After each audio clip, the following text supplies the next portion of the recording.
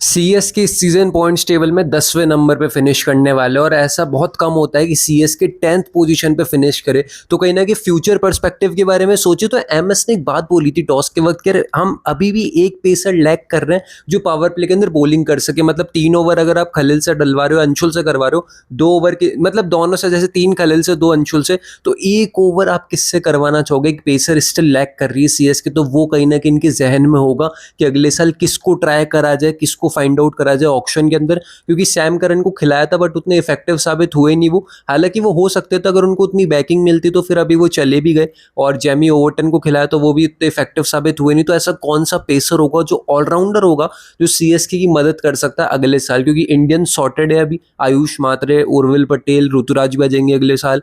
And फिर आपके पास एक ओवरसीज के अंदर बैटर भी है नंबर 4-5 पे जो डेवाल्ड ब्रेविस होंगे। तो कहीं ना कहीं एक चीज इनको चाहिए, जो एक ऐसा ऑलराउंडर चाहता है, आप उनसे ओपन करवा लो या उनको 7वें नंबर पे भेजो, एक मैच फिनिश कर सके और पावर प्ले के अंदर बॉलिंग कर सके। तो 3-4 ऑप्शन मैं आपके सामने लेके आया हूँ। सबसे पहला प्लेयर कैमरन ग्रीन। देखो कैमरन ग्रीन एक ऐसे प्लेयर है जिनसे आप ओपन भी करवा सकते हो, जो 5वें 6ठे पे भी खेल सकते हैं, बट 5वें 5th और 6th पे उतने इफेक्टिव नहीं होंगे जितने वो एज एन ओपनर हो सकते हैं। और डेफिनेटली पावर प्ले के अंदर 1 ओवर डाल सकते हैं, वो 1 या 2 ओवर डाल सकते हैं अगर जरूरत पड़े तो। दूसरे मैं चाहता हूँ कि रमनदीप सिंह को हमने बॉलिंग के अंदर उतना देखा नहीं है। Ramandeep Singh as a finisher आप सही यूज में ले सकते हो उनको। और तीसरा प्लेयर इन माय ओपिनियन जो ओवरसीज के अंदर देखना चाहेंगे तो काइल मेयर्स मेरे हिसाब से बहुत परफेक्ट चॉइस होगी। अगर उनको ट्राई आउट करते हैं तो ओपन भी कर सकते हैं, मिडिल ऑर्डर के अंदर भी खेल सकते हैं, और कहीं ना कहीं बॉलिंग भी आपको प्रोवाइड कर सकते हैं। पावर प्ले के अंदर लखनऊ के लिए बहुत अच्छी परफॉर्मेंस करी थी विद द बॉल भी। तो काइल मेयर्स भी एक अच्छी डेफिनेटली ग्रेट डील हो सकती है, कम प्राइस के अंदर आपको मिल जाएंगे।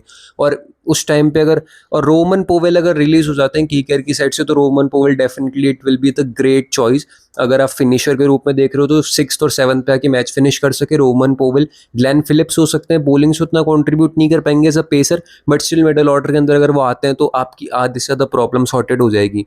ब्रेविस, फिलिप्स, दुबे, तो प्रॉब्लम सॉर्टेड है पूरी मिडिल ऑर्डर के अंदर। तो ये 4-5 नाम है जो मेरे जहन से सीएसके डेफिनेटली टारगेट कर सकता है अगले साल। मैं देखो शरफन रदरफोर्ड को भी चाह रहा था इस बार, बट जीटी ने उनको ले लिया, तो अब मुझे लग नहीं रहा कि वो रिलीज होंगे अगले साल। जीटी डेफिनेटली उनको रिटेन करेगा।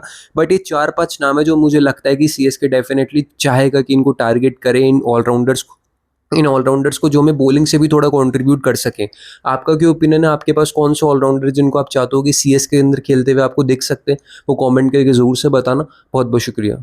पता है मैं आपको एक बात और बताना चाहूँगा। मैंने वीडियो बना ली थी, उसके बाद मेरे को ये चीज़ पता चली कि सीएसके ट्राई कर रही है एक ट्रेड के लिए राजस्थान रॉयल्स, और पॉसिबिलिटी है कि वो संजू सैमसन और ध्रुव जुरेल में से कोई एक है।